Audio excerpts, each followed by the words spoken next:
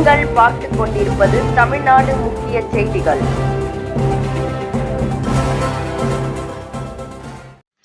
வணக்கம். தமிழக இளைஞர்களை சீரழித்து போதைப் பொருள் பழக்கத்தை கட்டுப்படுத்த தவறிய திமுக அரசை கண்டித்து பாஜக இளைஞரணி சார்பாக தேசிய ஜனநாயக கூட்டணியுடன் இணைந்து கண்டன ஆர்ப்பாட்டம் நடைபெற்றது.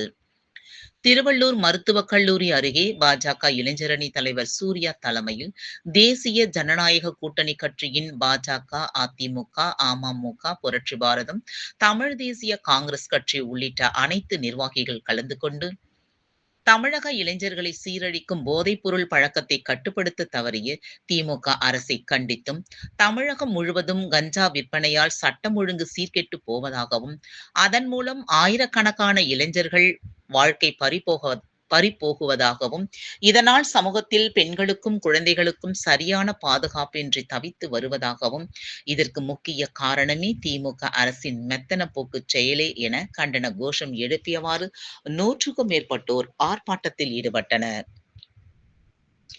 இந்த ஆர்ப்பாட்டத்தில் பாஜக மேற்கு மாவட்ட தலைவர் அஸ்வின், பாமக மாவட்ட செயலாளர் தினேஷ், புரட்சி பாரதம் மத்திய மாவட்ட செயலாளர் கூடப்பாக்கம் குட்டி, அமமுக மாவட்ட செயலாளர் ஏழுமலை, தமிழ் மாநில காங்கிரஸ் மாவட்ட தலைவர் வெங்கடேசன் உட்பட சுமார் 200க்கும் மேற்பட்டோர் கலந்து கொண்டனர்.